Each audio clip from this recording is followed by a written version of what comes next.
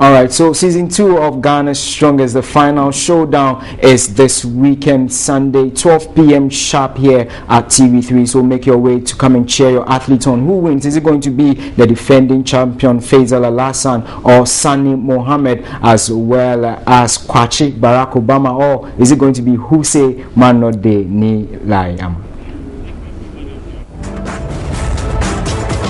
Faisal Al-Hassan, popularly known as Frikita, is 26-year-old and comes from Jirapa in the Upper West region. Faisal resides in Kumasi. He is 6 feet tall and carries a weight of 125 kilograms. Faisal is a bouncer by profession at the Kumasi Golden Tulip Hotel. Winner of season 1 of the competition, will Faisal defy all odds and retain his title? Faisal will face stiff opposition from Kwame Kwachi Barack Obama, who calls himself man past man. Kwachi Barack Obama is a student of King's University College. He comes from Kumasi in the Ashanti region and resides in Accra. As man past man, has he got what it takes to pass all the other opponents to win season 2 of Ghana's Strongest? The third contender will be Ebenezer Niyama, Hussein Manode, popularly referred to by most of his fans. Ebenezer Niyama is a native of Accra and resides in Odoko official town. Hussein Manode is a carpenter by profession. He is 5 feet tall and carries a weight of 130 kilograms. With all the physical appearance, he is going to prove to men that indeed Hussein Manode has come to stay. The final contender for this season's Ghana's Strongest is Saanie Mohammed, popularly referred to as Arnold the Classic. Saanie is 6 feet tall and carries a weight of 100 kilograms. Saanie Mohammed hails from the northern region and resides in Kumasi. He is also a bouncer by profession. With his showmanship and effort, has the man who has Faisal Al-Hassan in the same gym as a mentor got what it takes to compete and give Faisal and the other 2 contestants a run for their money in the finals on season 2 of Ghana's Strongest? The finals is on Sunday, August 11 at TV3 Strongest Arena, and the time is 12 p.m. sharp. Come and cheer your athlete on to victory. Who emerges Ghana's Strongest season 2? Will it be Faisal Al-Hassan, Kwame Kwachi Barack Obama, Ebenezer Niyama, or Saanie Mohammed? Ghana's Strongest, the power to do. Alright, the power to do. Let's come here on Sunday. I mean, all the fans of Ghana's Strongest and your various athletes will be here as well, and the ones who could not make it through, they will all be here to ensure that the program is a success. Remember, security is also beefed up, so I mean, make your way to TV3 here on Sunday and enjoy the show. It's at 12 p.m. sharp. Ghana's Strongest is TV3 sports reality show. Okay, away from Ghana's Strongest, let's now do something on football, and I'll be speaking this afternoon. He joins me in the studio, Ashanti regional correspondent. I'm talking of Evans Inkoom. He's been running by us most of the stories from the Ashanti region, and particularly that has to do with Kumasi, Asante, Kotoko. Okay, before that we have, Saanie Daara on the line, spokesperson for the Ghana Football Association. He joins us on the line to talk about the GFA President. We hear he was in Sierra Leone over the weekend to observe the FA elections that went on there. Good afternoon, Saanie, and thanks for joining us. Thank you very much. Good afternoon, Joe. Saanie, how are you faring? Okay, great. How true is it that President Kwesi Nyantakyi has apologized with the issue that has to do with the transfer of some Kotoko players? I mean the transfer of some of the Kotoko players. I think there was a story in the graphics post this morning that said that the president has regretted the statements he made and accusations he made at Kotoko. Absolutely not true. He's only withdrawn certain portions of the statement that came up as an attack on Kwame Bamako's father, but the substance of the issues, the substance of his claims still stand. He wants to make it clear that he thought the concept of cooperation deals is detrimental to receiving clubs and also to the Ghana Football Association. So those points still stand. He only apologized on the issue of the Bamako's father. Well, so according to him, the outbursts on the transfer saga were premised on the wrong information, which he regretted rather.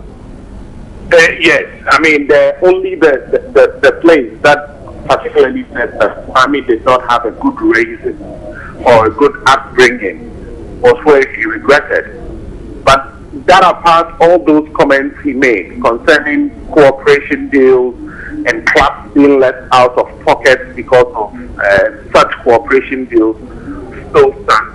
And not only clubs being left out of pocket, but the Ghana Football Association, which also benefits from transfer of players, will also be left out of pocket because of such deals. And he thinks that it's wrong, and he strongly stands by those comments. Okay, Saanie, away from that also, I mean, Ghana, at the August FIFA friendly, who are we facing? We hear news. How true is it that we're lining up to take on Canada? Absolutely not true. As we speak now, there's no proposal from the Canadian Football Association or anyone representing them. What it was somebody approached us that we'll be able to organize a match against Canada, and we said yes, we are interested. But as we speak, there's no offer on the table. There are no terms, there's no letter whatsoever. All right, thank you very much, Saanie. Ibrahim Saanie Daara. I've been speaking with Ibrahim Saanie Daara on some of the issues that are churning out in the Ghana Football Association. President Kwesi Nyantakyi has come out to apologize on the transfer issues. He says critically that he didn't apologize on the transfer issues, but on the statement he made on the fact that Kwame Banu did not have a good upbringing. That was cleared. And also, remember, Ghana is not lining up to face Canada. That story is also untrue. Well, let's now still deal with kotoko. Evans Inkoom. We hear Otumfuo Osei-Tutu, the spiritual leader and the owner of kumasi asante kotoko, is meeting them for, should I say, divine directions towards this season. How is the feeling like in Kumasi when you speak to most of the fans? Well, wonderful. Thanks so much for the question. No, Kumasi, or let me say, Menchia has always been tagged as the fire extinguisher anytime there's issues in the supporting base as far as Kumasi asante kotoko is concerned. So to most of the supporters, it has come as a refreshing news, because once Otumfuo, the Asante Hene, is meeting with the new board, definitely they are going to spell out the new direction which kotoko is going to be driven to, and that has come as a refreshing news to the supporting base, I must say. Okay, and when you sample views of most of them, with the new or the interim, board chairman, the exit of Dr. KK Sapon, how do you foresee, the fortunes of kotoko this season? I think it's positive, because earlier, and when Dr. KK Sapon actually exited from the Kumasi asante kotoko, they were kind of divided. There's kind of a division within the supporting base, as I indicated earlier.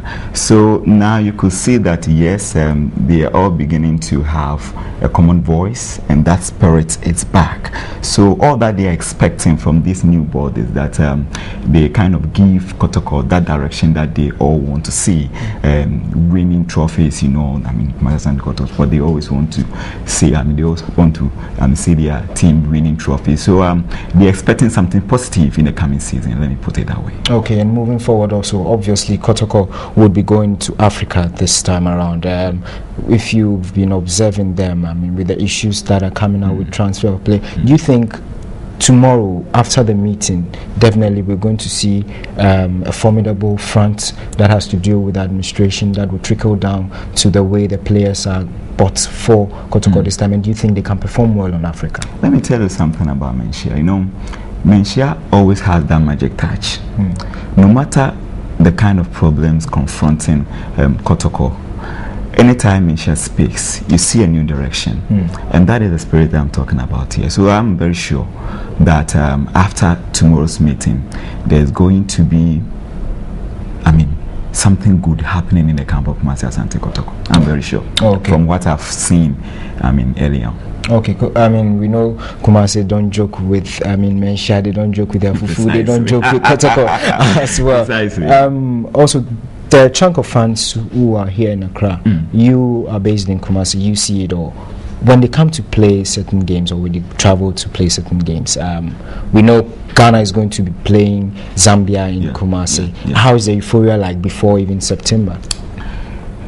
I understand Zambia has been bragging, but anytime I speak to some of the fans there, they say, well, probably they've not tasted, that spirit that exists at the Baba Yara Sports Stadium. So let them brag. But when they come to Baba Yara Sports Stadium, they can go and ask the Sudanese what happened to them. So you see, they have this kind of hope. There's this kind of feeling that anytime a team comes to Baba Yara Sports Stadium to play against the Black Star, there's no way that team can go with even a point. So they are very sure that Zambia can go ahead to brag, but when they come to Baba Yara Sports Stadium, that place has always been a Waterloo for any visiting team. So you believe Ghana will sail through to the World Cup, definitely? No doubt about that. All right.